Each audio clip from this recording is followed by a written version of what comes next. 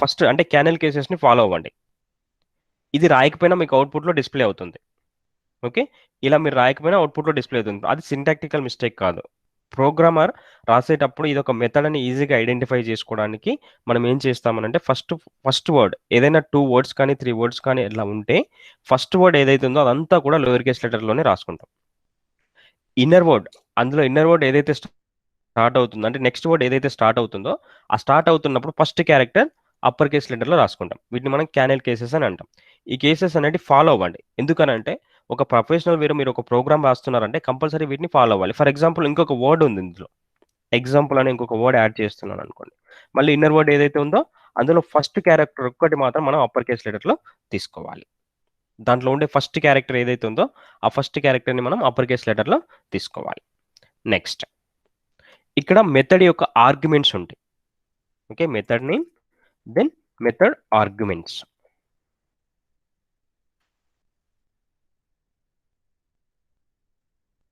ఈ ఆర్గ్యుమెంట్స్ యొక్క అడ్వాంటేజ్ ఏంటి? నెక్స్ట్, మెథడ్ యొక్క లాజిక్ అనేది ఇంకా ఇంప్లిమెంట్ చేయాలి కాబట్టి open and close curly braces అనేది తీసుకుంటారు. ఇక్కడ మీ మెథడ్ యొక్క లాజిక్ అనేది రాస్తారు. నెక్స్ట్, దీనికి రిటర్న్ టైప్ కూడా ఉంటుంది. ఓకే, రిటర్న్ అనే స్టేట్మెంట్ కూడా ఉంటుంది. ఇది డేటా టైప్ని బట్టే మీరు వాల్యూ పాస్ చేయాలి. అంటే ఇక్కడ ఏదైతే డేటా టైప్ తీసుకుంటున్నారో దాన్ని బట్టే డేటా టైప్ వాల్యూ అనేది పాస్ చేయాలి. ఇప్పుడు ఎలాగైతే మీరు ఒక ఇంటీజర్ వేరియబుల్ డిక్లేర్ చేసుకున్నారు into A is equal to, మీరు ఏం స్టోర్ చేసుకోవాలి? ఓన్లీ నెంబర్స్ మాత్రమే స్టోర్ చేసుకోగలుగుతారు, అవునా? స్ట్రింగ్ని స్టోర్ చేసుకోవడానికి ఇక్కడ పాసిబిలిటీ అవ్వదు. సేమ్ అలానే మీరు ఇక్కడ డేటా టైప్ తీసుకునే దాన్ని బట్టి ఆ డేటా టైప్ యొక్క వాల్యూ అనేది రిటర్న్ చేయాలి. ఓకే, ఇది ఒక మెథడ్ యొక్క సింటాక్స్. ఇప్పుడు ఇక్కడ 1 by 1 స్టెప్ బై స్టెప్ మనం పాయింట్ వైజ్గా డిస్కస్ చేసుకుంటూ వచ్చేద్దాం. ఫస్ట్ పాయింట్, ఓకే, సో మనకు మెథడ్స్ని డిక్లేర్ చేసేటప్పుడు మెథడ్స్ని దేనికోసం యూజ్ చేస్తున్నాం? మెథడ్ని ఒక లాజిక్ డెవలప్మెంట్ చేయడానికి కోసం మనం యూజ్ చేస్తున్నాం. Methods are using for developing a logic.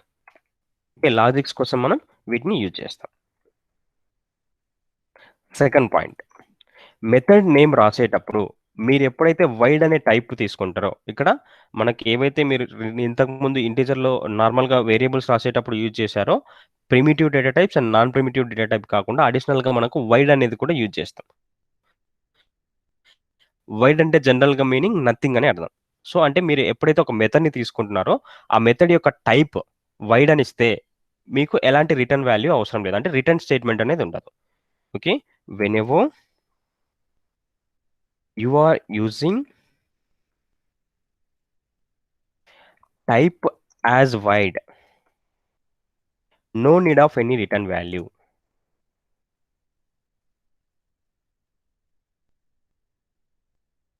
మీరు దానికి ఎలాంటి రిటర్న్ వాల్యూ ఉండదు, అంటే ఈ రిటర్న్ స్టేట్మెంట్ అనేది ఉండదు. ఓకే, అప్పుడు రాయాల్సిన అవసరం లేదు. సో ఇక్కడ చిన్న ఎగ్జాంపుల్ కూడా నేను రాస్తున్నాను, ఒకసారి అబ్జర్వ్ చేయండి. ఏంటి, అక్కడ modifiers or keywords or optional, రాయాలనుకుంటే రాయొచ్చు లేకపోతే లేదు.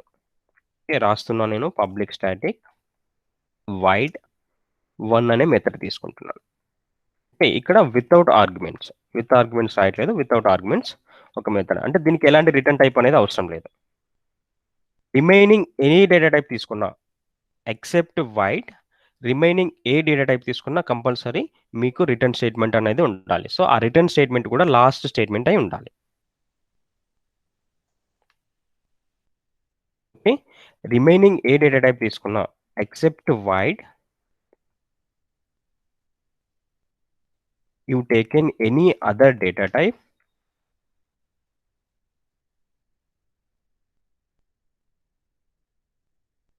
except void you taken any other data type, compulsory the method should have return statement. Okay, you taken any other data type, method should have or compulsory you need to write return statement.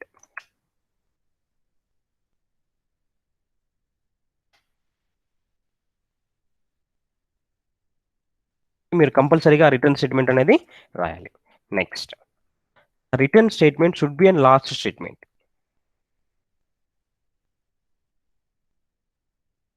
Return statement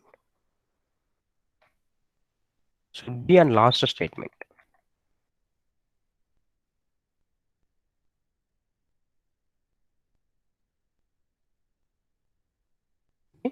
Whenever you are using a return statement, compulsory you need to write on last only.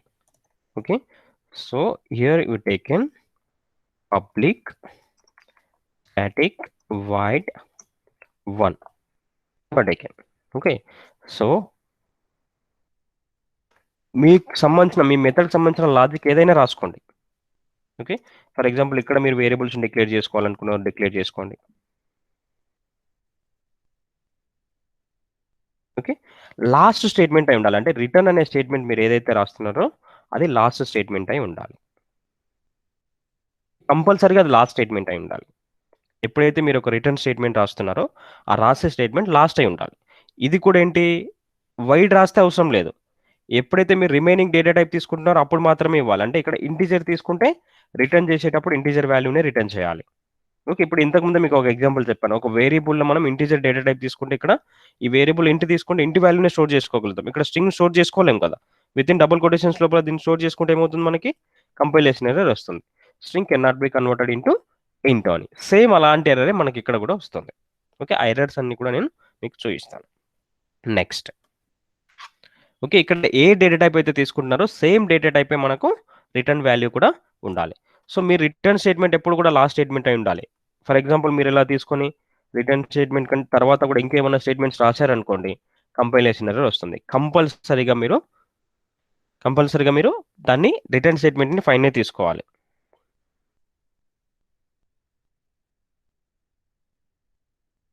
Okay, so కంపల్సరీగా return statement పైనే తీసుకోవాలి. మళ్ళీ మనకి ఇక్కడ మెథడ్స్లో మనం ఎప్పుడైతే తీసుకుంటున్నాం మనకు మెథడ్స్లో ఇంకా కొన్ని వాల్యూస్ అంటే మెథడ్స్లో మనకు డిఫరెంట్ టైప్స్ ఉన్నాయి. ఇప్పుడు ఎలాగైతే మనకు static variables and instance variables ఉన్నాయో సేమ్ అలానే మెథడ్స్లో కూడా మనకి కొన్ని టైప్స్ ఉన్నాయి. ఓకే, అవి static methods and instance methods.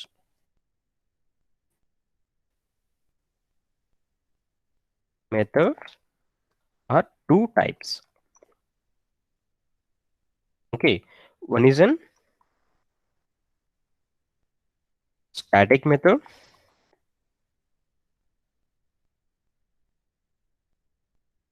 second one instance method.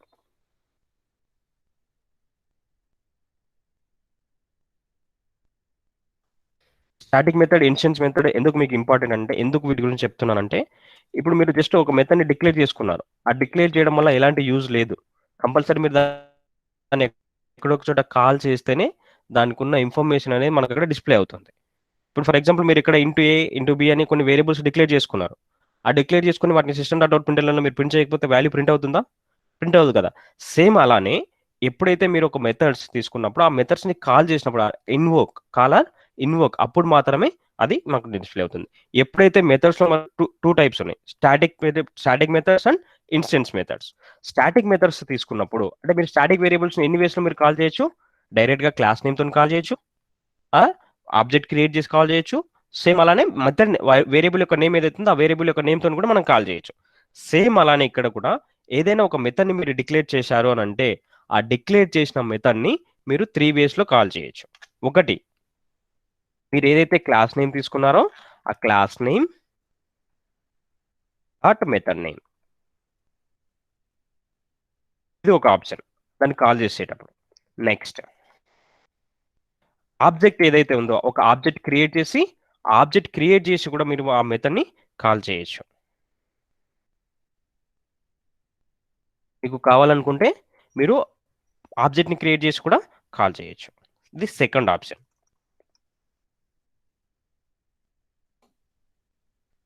Object ఎలా క్రియేట్ చేస్తారు, క్లాస్ నేమ్ ఏదైతే ఉందో ఆ class name C is equal to any reference name.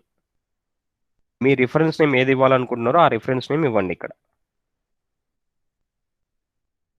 Is equal to new and class name. మీరు ఏదైతే class తీసుకుంటున్నారో ఆ క్లాస్ యొక్క నేమ్ని ఇక్కడ తీసుకోవాలి.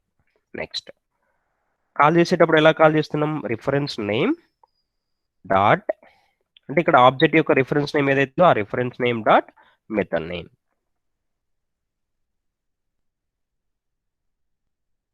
ఇలా నెక్స్ట్ ఇంకొక ఆప్షన్ ఏముంది, డైరెక్ట్ గా మెథడ్ నేమ్ ఏదైతే ఉందో ఆ మెథడ్ నేమ్ తో కూడా మీరు డైరెక్ట్ గా కాల్ చేయొచ్చు. సో మనకు స్టాటిక్ మెథడ్ ని 3 వేస్ లో కాల్ చేయొచ్చు.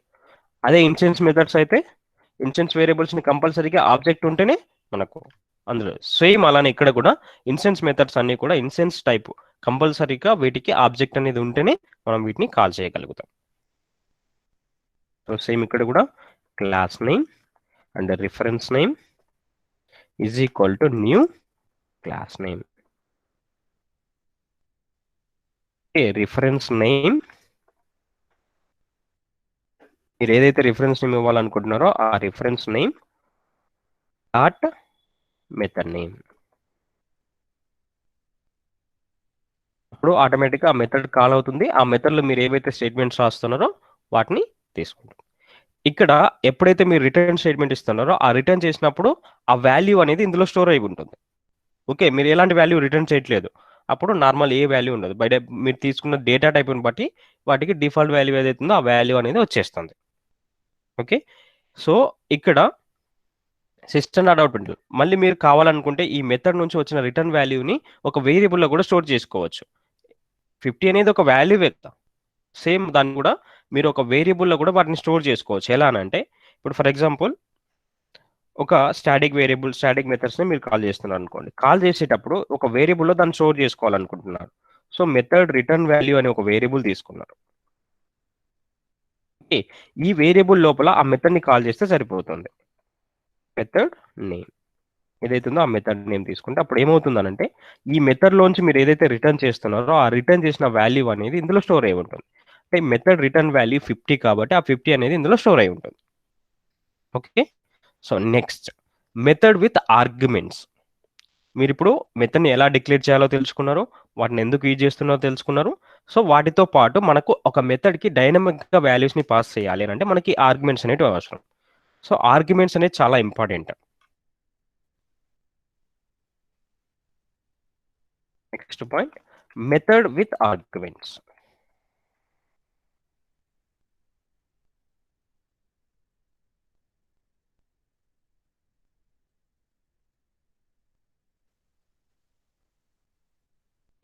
మెథడ్స్ ఏవైతే ఉన్నాయో ఈ మెథడ్స్ అనేటివి మనం విత్ ఆర్గ్యుమెంట్స్ తో ఇప్పుడు రాస్తున్నాం. సింటాక్స్ ఏంటి? మోడిఫైడ్స్ ఆర్ కీవర్డ్స్. సో ఇవి ఆప్షనల్, ఇక్కడ నేను రాయట్లేదు, అవసరం లేదు కాబట్టి ఓన్లీ స్టాటిక్ మెథడ్స్ ని తీసుకుంటున్నాను. Static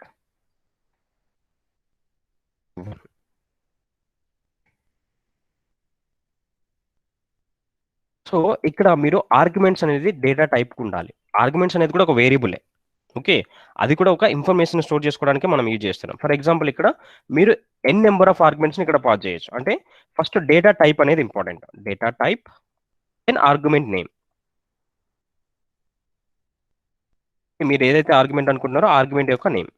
next comma, multiple arguments మీరు పాస్ చేయాలనుకుంటే మళ్ళీ డేటా టైప్, మళ్ళీ సెకండ్ ఆర్గ్యుమెంట్, మళ్ళీ మీరు థర్డ్ ఆర్గ్యుమెంట్ పాస్ చేయాలంటే మళ్ళీ డేటా టైప్ అండ్ మళ్ళీ ఆర్గ్యుమెంట్ యొక్క నేమ్. సో అలా మీరు ఎన్ నెంబర్ ఆఫ్ ఆర్గ్యుమెంట్స్ అనేది పాస్ చేయొచ్చు. కానీ ఎప్పుడైతే మీరు ఇలా పాస్ చేస్తున్నారో ఇలా పాస్ చేసేటప్పుడు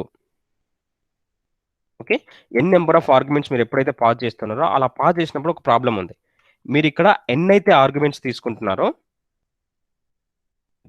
మీరు ఇక్కడ ఎన్ అయితే ఆర్గ్యుమెంట్స్ తీసుకుంటున్నారో అన్ని ఆర్గ్యుమెంట్స్ని ఇక్కడ పాస్ చేయాలి. అంటే మెథడ్ని మీరు ఎప్పుడైతే కాల్ చేస్తున్నారో ఆ కాల్ చేసేటప్పుడు ఎప్పుడైతే మీరు ఒక మెథడ్ని కాల్ చేస్తున్నారో కాల్ చేసేటప్పుడు ఇక్కడ ఎన్ని ఆర్గ్యుమెంట్స్ అయితే మీరు తీసుకున్నారో అన్ని ఆర్గ్యుమెంట్స్తోనే పాస్ చేయాలి. అంటే అన్ని పారామీటర్స్ మనం పాస్ చేయాలి, అన్ని వాల్యూస్ని పాస్ చేయాలి. ఫర్ ఎగ్జాంపుల్ ఇక్కడ డేటా టైప్ అనేది కూడా ఇంపార్టెంట్. మీరు ఏ డేటా టైప్ అయితే తీసుకున్నారో సేమ్ డేటా టైప్ వాల్యూస్ని మీరు రిటర్న్ చేయాలి, వేరే డేటా టైప్ వర్క్ అవ్వదు. ఓకే, సో ఫర్ ఎగ్జాంపుల్ ఇప్పుడు ఈ మెథడ్ని కాల్ చేసేటప్పుడు వన్ ఆఫ్ ఇక్కడ ఆర్గ్యుమెంట్స్ ఎన్ని అవుతున్నాయో అన్ని ఆర్గ్యుమెంట్స్ కూడా కౌంట్ చేయాలి, మ్యాచ్ చేయాలి. ఆర్గ్యుమెంట్స్ని నెంబర్ ఆఫ్ ఆర్గ్యుమెంట్స్ని కూడా మనం మ్యాచ్ చేయాలి. ఓకే, ఇక్కడ ఎన్ని ఉన్నాయి? 1, 2, 3 అండ్ ఎన్ నెంబర్ ఆఫ్ వరకు మనం తీసుకోవచ్చు అని చెప్తున్నాం. అంటే మనం ఎన్నైతే ఇక్కడ ఆర్గ్యుమెంట్స్ ఫర్ ఎగ్జాంపుల్ ఇక్కడ మీరు 3 తీసుకున్నారు. అంటే ఇక్కడ పాస్ చేసేటప్పుడు కూడా 3 ఆర్గ్యుమెంట్స్ని పాస్ చేయాలి. అవి కూడా ఏంటి, based on data type. For example మీరు ఇక్కడ ఇంటీజర్ డేటా టైప్ తీసుకున్నారు ఇంటూ, అండ్ ఇక్కడ స్ట్రింగ్ డేటా టైప్ తీసుకున్నారు. మీ ఇష్టం, డిఫరెంట్ డేటా టైప్ కూడా మీరు తీసుకోవచ్చు ఈ ఆర్గ్యుమెంట్స్లో. అన్ని ఇంటీజరే తీసుకోవాలి, అన్ని స్ట్రింగే తీసుకోవాలని ఏం రూల్ లేదు. మీరు ఏ డేటా టైప్నైనా తీసుకోవచ్చు, ఏదో primitive data type or non primitive data type. ఇక్కడ క్యారెక్టర్ కూడా తీసుకుంటున్నాం. ఓకే, మీరు ఇక్కడ పాస్ చేసేటప్పుడు కూడా డేటా టైప్ ఇంపార్టెంట్, ప్లస్ వాటి పొజిషన్ కూడా ఇంపార్టెంట్. సార్ ఇక్కడ నేను ఒక స్ట్రింగ్, ఒక ఇంటూ, ఒక క్యారెక్టర్ తీసుకున్నా. సో ఫస్ట్ నేను క్యారెక్టర్ పాస్ చేస్తాను, తర్వాత నెంబర్ పాస్ చేస్తాను, తర్వాత స్ట్రింగ్ పాస్ చేస్తానంటే యాక్సెప్ట్ చేయదు. ఏమని చెప్తుంది? సో మీరు అక్కడ ఇచ్చేటప్పుడు ఇంటీజర్ డేటా టైప్ ఇచ్చారు కాబట్టి, సో మీరు ఇంటీజర్ వాల్యూని నేను రిసీవ్ చేసుకోగలుగుతాను, వేరే వాల్యూ నేను తీసుకోలేనని చెప్తుంది. ఓకే, సో అందుకే ఇక్కడ మీరు ఇచ్చేటప్పుడు కూడా వాటి యొక్క పొజిషన్ బట్టే మీరు ఇవ్వాలి. సో ఫస్ట్ ఇచ్చిన డేటా టైప్ ఏంటి, నేను ఇంట్ అని ఇచ్చాను, అంటే ఇక్కడ 10 పాస్ చేయాలి, అంటే ఇంటీజర్ నెంబర్ని పాస్ చేయాలి. అప్పుడు ఏమవుతుంది, ఈ ఆర్గ్యుమెంట్ నేమ్ అనే దాంట్లో ఓకే ఈ 10 అనే వాల్యూ స్టోర్ అయి ఉంటుంది. వీటిని మీరు ఈ మెథడ్ లోపల ఎక్కడైనా యూజ్ చేసుకోవచ్చు. కావాలనుకుంటే రిటర్న్ చేయాలనుకుంటే రిటర్న్ చేయొచ్చు. ఇక్కడ వైట్ రాశాను కాబట్టి రిటర్న్ చేయట్లేదు. So system dot out print లోపల మీరు ఆ వాల్యూని ప్రింట్ చేయొచ్చు. లేకపోతే మీరు ఏదైనా లాజిక్ ఎక్కడైనా యూజ్ చేసుకోవాలనుకుంటున్నారు, యూజ్ చేసుకోవచ్చు. ఆర్గ్యుమెంట్ నేమ్ అనే ఎక్కడైతే మనం రాస్తున్నామో ఆ ప్లేస్లో ఆ 10 అనే వాల్యూ అసైన్ అయిపోతుంది. ఇక్కడ ఆర్గ్యుమెంట్ నేమ్ అనేది ఇస్తున్నామో ఆ వాల్యూ దానికి అసైన్ అయిపోతుంది. Next string data type. ఇప్పుడు స్ట్రింగ్ తీసుకున్నాం కాబట్టి next with in double quotations లోపలనే మనం ఆ వాల్యూ అనేది ఇవ్వాలి. ఇక్కడ హాయ్ అని ఇస్తాం. నెక్స్ట్ క్యారెక్టర్ అనేది ఎప్పుడు కూడా సింగిల్ కొటేషన్స్ లోపలనే మనం తీసుకోవాలి. ఇది ఇంకొకటి మీరు గుర్తుపెట్టుకోండి, ఇక్కడ మర్చిపోయిన ఒక point, static methods and instance methods declare చేసేటప్పుడు స్టాటిక్ మెథడ్స్ కి ముందు కంపల్సరీగా స్టాటిక్ అనేది ఉండాలి. ఎలాగైతే మనకు స్టాటిక్ వేరియబుల్స్ కు స్టాటిక్ అనే కీవర్డ్ కంపల్సరీగా మ్యాండేటరీ ఉందో, సేమ్ అలానే స్టాటిక్ మెథడ్స్ అంటే కూడా స్టాటిక్ అనే కీవర్డ్ కంపల్సరీ ఉండాలి. పబ్లిక్ అనేది మీ ఇష్టం, రాయాలనుకుంటే రాయొచ్చు, లేకపోతే లేదు. మోడిఫైడ్స్ ఇస్ ఆప్షనల్. కానీ స్టాటిక్ మెథడ్స్, ఇన్స్టెన్స్ మెథడ్స్కి అవసరం లేదు. స్టాటిక్ అనే కీవర్డ్ లేకపోతే అది ఇన్స్టెన్స్ మెథడ్, స్టాటిక్ అనే కీవర్డ్ ఉందనంటే అది స్టాటిక్ మెథడ్. ఈ పాయింట్ కూడా గుర్తుపెట్టుకోండి. ఓకే, సో ఇప్పుడు అన్ని పాయింట్స్ 1 by 1 నేను ఇప్పుడు ఎక్స్ప్లెయిన్ చేసుకుంటూ ఎగ్జాంపుల్ ప్రోగ్రామ్ ఒకటి రాస్తాను, అబ్జర్వ్ చేయండి.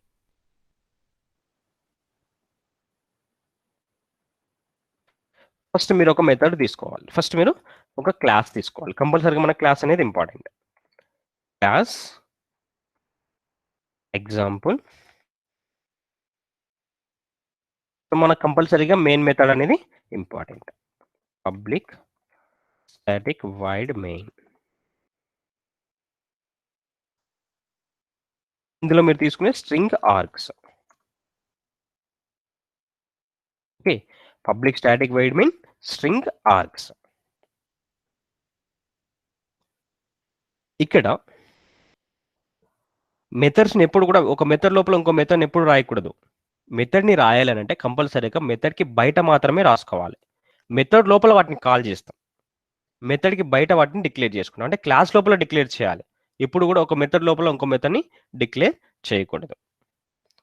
సో ఇప్పుడు నీకు స్టాటిక్ మెథడ్ కావాలనుకుంటా, సో స్టాటిక్ అనే కీవర్డ్ యూజ్ చేస్తున్నాను. నువ్వు స్టాటిక్ మెథడ్స్ డిక్లేర్ చేయాలనంటే కంపల్సరీగా స్టాటిక్ కీవర్డ్ అనేది ఉండాలి.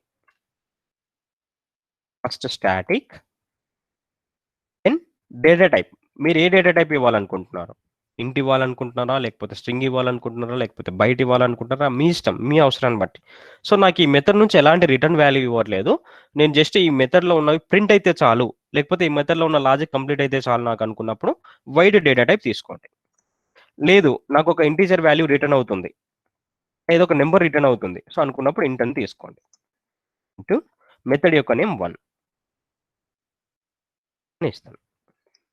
సో ఇప్పుడు ఇక్కడ ఇంటీజర్ ఇచ్చాను కాబట్టి కంపల్సరీగా దానికి రిటర్న్ టైప్ అనేది ఉండాలి.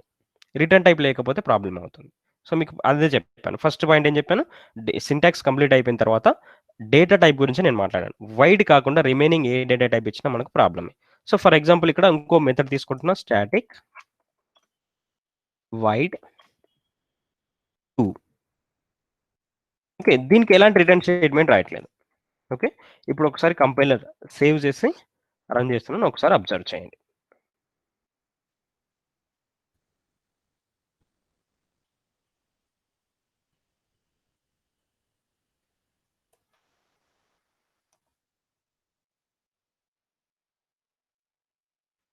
మెథడ్ ex.java సేవ్ చేసుకునేటప్పుడు ఎక్స్టెన్షన్ కూడా ఉండాలి. Next all files.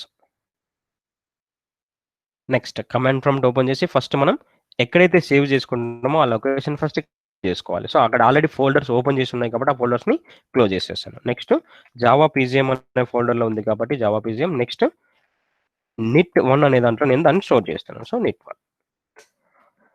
నెక్స్ట్ ఇక్కడ నేను కోడ్ని కంపైలేషన్ చేయాలి first. Javac space file name ఏదైతే ఇచ్చానో ఆ ఫైల్ నేమ్ విత్ ఎక్స్టెన్షన్ ఇవ్వాలి. So method ex.java. For example మీరు ఆ మెథడ్ ఏదైతే ఫైల్ నేమ్ ఉందో ఆ ఫైల్ నేమ్ అనేది కరెక్ట్ లేదనుకోండి, ఓకే, అప్పుడు యాక్సెప్ట్ చేయదు. అంటే మీరు ఇచ్చిన వాటిలో అది ఉందా లేకపోతే ఫైల్ నాట్ ఫౌండ్ ఇలా ఇస్తుంది. సో కాబట్టి ఇక్కడ నేను ఏమి ఇస్తున్నాను, కోడ్ని కంపైల్ చేసేటప్పుడు నా దాంట్లో స్పెల్లింగ్ మిస్టేక్ ఉంది. ఓకే, మెథడ్స్ అని రాశాను ఇక్కడ అబ్జర్వ్ చేస్తే మెథడ్స్ ఈఎక్స్ అని రాశాను. సో కాబట్టి మెథడ్ ex.java. ఇప్పుడు కూడా ఏమైంది, ఓకే, ఏదైతే ఫైల్ నేమ్ ఇచ్చానో ఆ ఫైల్ నేమ్ రాంగ్ అంటుంది. సో మెథడ్స్ ex.java ఒకసారి సేవ్ అయిందా లేదా, మీరు ఏదైతే ఎక్కడైతే సేవ్ చేసుకున్నారో ఆ సేవ్ తీసుకున్న దగ్గరికి వెళ్ళండి ఒకసారి, అది కరెక్ట్గా ఉందా లేదా ఒకసారి చూడండి. ఎక్కడైతే మీరు సేవ్ చేసుకుంటున్నారో ఆ సేవ్, కొన్నిసార్లు మనం ఫైల్ నేమ్ రాసేటప్పుడు స్పెల్లింగ్ మిస్టేక్లు రాస్తూ ఉంటాం. అంటే మెథడ్స్ అని మెథడ్ స్పెల్లింగ్ మిస్టేక్ అలా మిస్టేక్ చేస్తూ ఉంటాం. కాబట్టి మీకు అలాంటి ప్రాబ్లం లేకుండా అసలు ఇందులో ఉందా లేదా చెక్ చేసుకోవాలి. ఓకే, ఉంది. సో ఉంటే అదొక జావా ఫైల్ కాబట్టి దాన్ని మీరు కాపీ చేసుకోండి.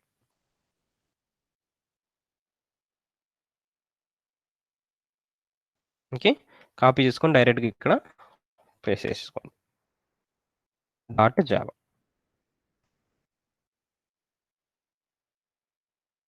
చూసారు ఇక్కడ మిస్సింగ్ రిటర్న్ స్టేట్మెంట్. ఓకే, ఎక్కడ లైన్ నెంబర్ 10లో. ఓకే, సో ఆ లైన్ నెంబర్ 10 ఏదైతే ఉందో ఆ 10లో మనకు మిస్సింగ్ స్టేట్మెంట్ అని చూపెడుతుంది. అంటే ఇక్కడ రిటర్న్ స్టేట్మెంట్ మనం రాస్తే ఎలాంటి ప్రాబ్లం అనేది ఉండదు. 10 అనే వాల్యూ ఇక్కడ రిటర్న్ చేస్తాం, కానీ మనకు అవుట్పుట్లో ఏం డిస్ప్లే అవ్వదు. ఎందుకంటే ఎక్కడ మనం సిస్టమ్ డాట్ అవుట్ ప్రింట్ రాయట్లేదు, ఆ వెయిట్లో కూడా ప్రింట్ చేయట్లేదు, ఆ మెథడ్స్ను కూడా మనం కాల్ చేయట్లేదు ఎక్కడ. ఓకే, కాబట్టి మనకు అవుట్పుట్లో ఏం డిస్ప్లే అవ్వదు. జావా ఎగ్జాంపుల్ని తీసుకున్నాను. సో ఇక్కడ ఏం డిస్ప్లే అవ్వదు. మెథడ్ తీసుకున్నప్పుడు మనకు అక్కడ ఎక్కడ కూడా ఏం డిస్ప్లే అవ్వదు. ఓకే, సో ఎప్పుడైతే మీరు ఈ మెథడ్స్ లోపల అయితే సిస్టమ్ డాట్ అవుట్ ప్రింట్ అని ఇచ్చేసుకోండి, లేకపోతే ఈ మెథడ్స్ నుంచి రిటర్న్ అవుతున్న వాల్యూని ఒక వేరియబుల్ అయినా స్టోర్ చేసుకోండి, లేకపోతే డైరెక్ట్గా సిస్టమ్ డాట్ అవుట్ ప్రింట్లో అయినా మీరు ప్రింట్ చేయొచ్చు. సో ఇప్పుడు ఈ ఇంటి నుంచి వచ్చిన 1 అనే వాల్యూ నుంచి వచ్చిన డేటాని మీరు ఐదర్ ఒక వేరియబుల్ అయినా స్టోర్ చేసుకోవచ్చు. ఇంతకుముందు మీకు ఆల్రెడీ చూపించాను. ఆ వేరియబుల్లో మీరు ఇలా స్టోర్ చేసుకోవచ్చు. లేదు, మీరు డైరెక్ట్గా దాన్ని ప్రింట్ కూడా చేయొచ్చు. ప్రింట్ చేసినప్పుడు మాత్రమే ప్రింట్ అవుతుంది రిటర్న్ వాల్యూ. ఏదైతే రిటర్న్ చేస్తున్నామో ఆ వాల్యూ అక్కడ ప్రింట్ అవుతుంది. ఓకే, సో ఇక్కడ రిటర్న్ చేసేటప్పుడు ఇంకో పాయింట్ కూడా మీకు చెప్పాను. ఎప్పుడైతే మీరు మెథడ్స్లో రాసేటప్పుడు రిటర్న్ స్టేట్మెంట్ లాస్ట్ స్టేట్మెంట్ అయి ఉండాలి. ఫర్ ఎగ్జాంపుల్ ఇక్కడ ఏదో వాల్యూ తీసుకుంటున్నారు అనుకోండి, b ఈజ్ ఈక్వల్ టు 90 అని తీసుకుంటున్నాం. ఓకే, సో ఇలా రాసినా యాక్సెప్ట్ చేయదు కంపైలర్. ఓకే, కంపల్సరీగా అన్రీచబుల్ స్టేట్మెంట్ అని వస్తుంది ఇక్కడ. అంటే కంపల్సరీగా మిస్సింగ్ రిటర్న్ స్టేట్మెంట్ ఏదైతే ఉందో అది లాస్ట్ స్టేట్మెంట్ అయి ఉండాలి. ఫర్ ఎగ్జాంపుల్ మీరు ఈ వాల్యూ కావాలనుకుంటే దీనికి పైన డిక్లేర్ చేసుకోండి. అంటే ఈ స్టేట్మెంట్స్ ఏవైతున్నాయో వాటికంటే పైన తీసుకోండి, ప్రాబ్లం లేదు.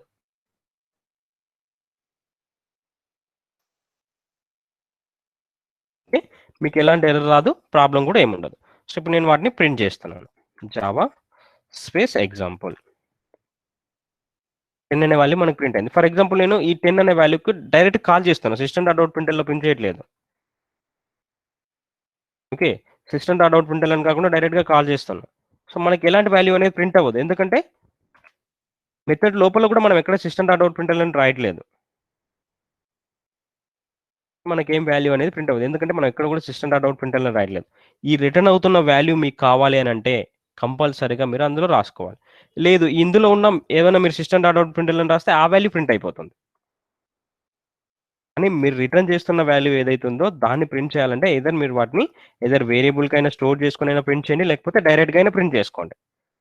కావాలంటే ఇప్పుడు ఇక్కడ ఉన్న బి వాల్యూని మీరు రాస్తే ఏమవుతుంది, ఆటోమేటిక్గా ఆ మెథడ్ కాల్ అవుతుంది. కాబట్టి మెథడ్ కాల్ అయినప్పుడు ఈ సిస్టమ్ డాట్ అవుట్ ప్రింట్ కల్లా ఆ బిలో ఏదైతే వాల్యూ ఉందో ఆ వాల్యూ ప్రింట్ అవుతుంది.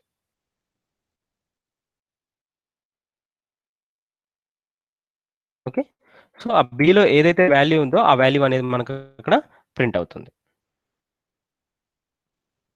ఓకే, సో అలా ఎందుకు అది 2 టైమ్స్ మనకు ప్రింట్ అయిందని అంటే మనకు ఇక్కడ కాల్ చేస్తున్నా, ఇక్కడ కాల్ చేస్తున్నా, 2 టైమ్స్ కాల్ చేస్తున్నాం కాబట్టి 2 టైమ్స్ ఆ వాల్యూ అనేది మనకు అక్కడ ప్రింట్ అయింది. ఓకే, సో ఫర్ ఎగ్జాంపుల్ మీరు ఓన్లీ 1 టైం కాల్ చేస్తే ఆ 90 అనే వాల్యూ ఒక టైం వస్తుంది. సిస్టమ్ డాట్ అవుట్ ప్రింట్ అని రాస్తే ఏంటంటే మీరు అందులో ఉన్న వాల్యూ అది ఆ మెథడ్ ఎన్నిసార్లు కాల్ అవుతే అన్నిసార్లు అందులో ఉన్న స్టేట్మెంట్స్ అనేవి రీడ్ అవుతాయి. కాబట్టి అది 2 టైమ్స్ కాల్ చేశాను కాబట్టి 2 టైమ్స్ ప్రింట్ అయింది 90 అనే వాల్యూ. నెక్స్ట్ ఈ మెథడ్లో కూడా మీరు రాస్తున్నారు అనుకోండి, దీనికి వైడ్ అని రాస్తున్నారు కాబట్టి మీకు దీనికి ఎలాంటి రిటర్న్ వాల్యూ ఉండదు, రిటర్న్ స్టేట్మెంట్ అనేది ఉండదు. కాబట్టి 2 అనే మెథడ్ 2లో ఏదైతే వాల్యూ ఉందో ఆ వాల్యూ సెకండ్ మెథడ్ అనేది మీకు అక్కడ ఆటోమేటిక్గా కాల్ అవుతుంది. దీనికి రిటర్న్ స్టేట్మెంట్ లేదు కాబట్టి మనం దాన్ని ఎందులో స్టోర్ చేసుకోవాల్సిన అవసరం కూడా లేదు. మెథడ్ 2 అని ఇస్తాను అంటే 2 అనేది ప్రింట్ అవుతుంది.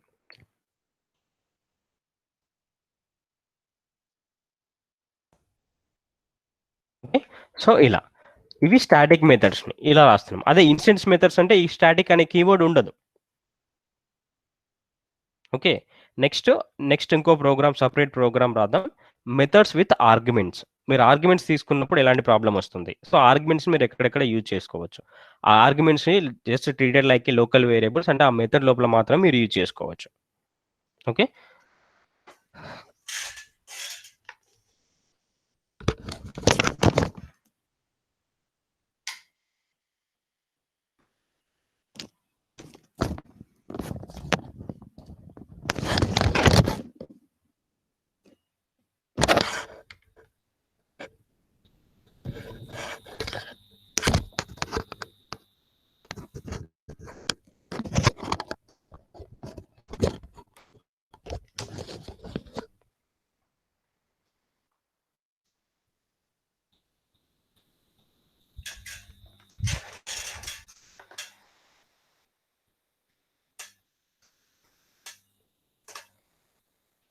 ఓకే, నెక్స్ట్ ఇంకో ప్రోగ్రామ్ రాద్దాం, methods with arguments.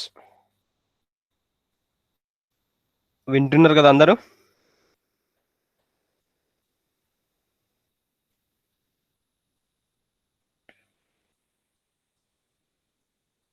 Okay, next మనకు methods with arguments. Same class compulsory ఉండాలి. సో దీనికి ఎగ్జాంపుల్ 2 అని ఇస్తున్నా.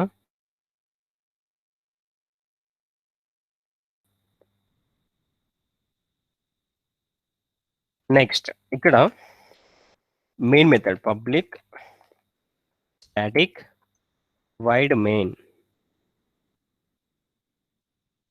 String args. ఓకే, నెక్స్ట్ ఇక్కడ ఇన్స్టెన్స్ టైప్ ఆఫ్ మెథడ్స్. ఇంతకుముందు మనం ఎట్లాగో స్టాటిక్ మెథడ్స్ రాసాము, ఇప్పుడు అన్ని కూడా ఇన్స్టెన్స్ టైప్ ఆఫ్ మెథడ్స్ని తీసుకుందాం. స్టాటిక్ మెథడ్స్ని మీరు 3 వేస్లో కాల్ చేయొచ్చు.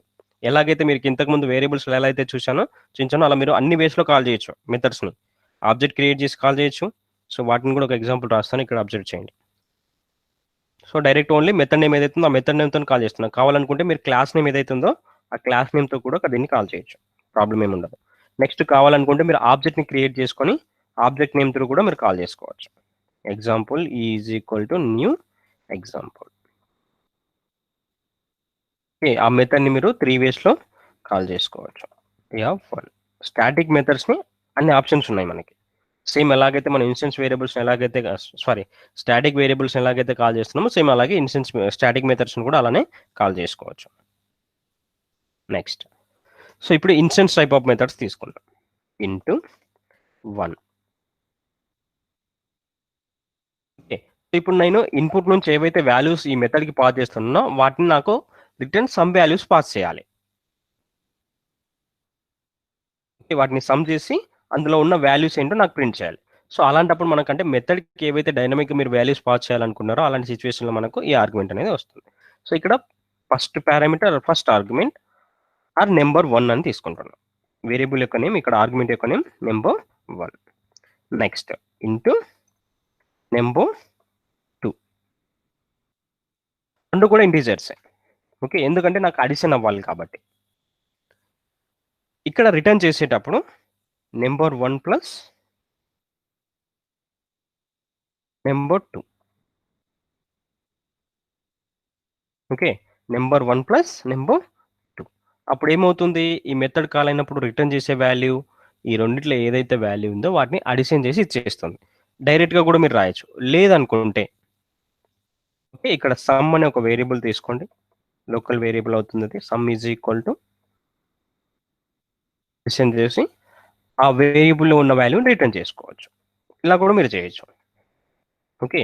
సో, అప్పుడేమవుతుంది? ఈ సమ్ తీసుకున్నప్పుడు ఇక్కడ మెథడ్‌ని కాల్ చేసేటప్పుడు కంపల్సరీగా ఆబ్జెక్ట్ అనేది ఉండాలి. ఇన్స్టెన్స్ టైప్ ఓవర్ తీసుకుంటే మీరు డైరెక్ట్‌గా వాటిని కాల్ చేయలేరు. ఫర్ ఎగ్జాంపుల్ ఇక్కడ 1 అని డైరెక్ట్ ట్రై చేస్తున్నాను. ఒకసారి అబ్జర్వ్ చేయండి.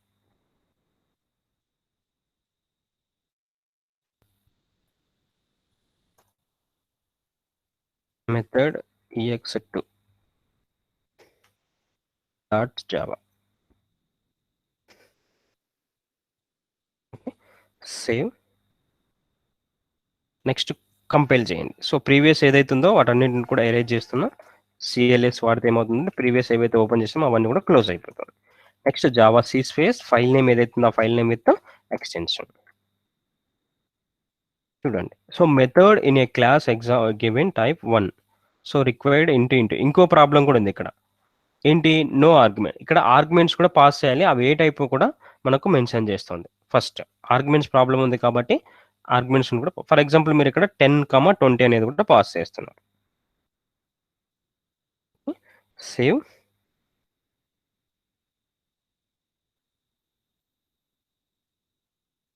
ఓకే.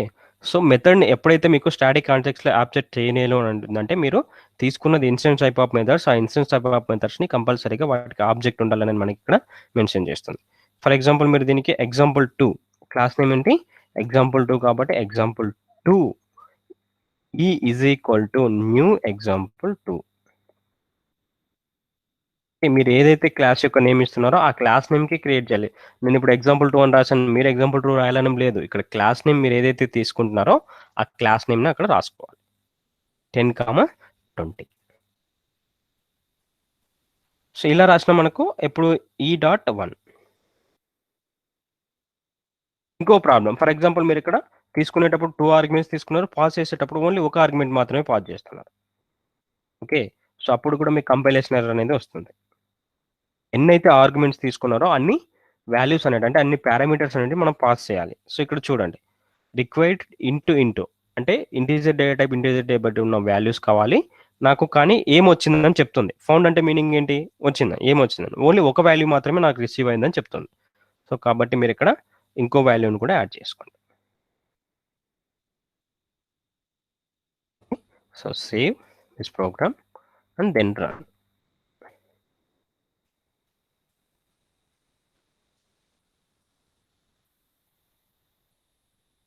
కంపైలేషన్ సక్సెస్ఫుల్ అయింది. కానీ మనకు అవుట్‌పుట్‌లో ఏం డిస్‌ప్లే అవ్వదు. రీజన్ ఏంటనంటే మనం ఎక్కడ కూడా సిస్టమ్ డాట్ అవుట్ ప్రింట్‌ఎల్ఎన్ ఎక్కడ రాయలేదు. ప్లస్ ఆ రిటర్న్ చేస్తున్న సమ్ వాల్యూని కూడా మనం ప్రింట్ చేయలేదు. కాబట్టి దీన్ని సిస్టమ్ డాట్ అవుట్ ప్రింట్‌ఎల్ఎన్ లోపల తీసుకుంటాం. System dot out dot println.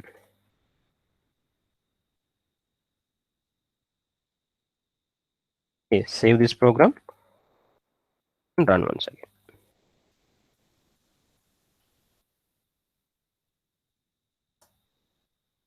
Okay. So, అక్కడ ఇచ్చిన వాల్యూ 10, 20 కాబట్టి అడిషన్ చేసి 30 అనే వాల్యూ ఇచ్చింది. ఫర్ ఎగ్జాంపుల్ మీరు 50, 60 ఇచ్చిందనుకోండి. 50, 20 ఇచ్చారు. సో, 70 అనే వాల్యూ మనకి ఆటోమేటిక్‌గా డిస్‌ప్లే అవుతుంది. ఓకే.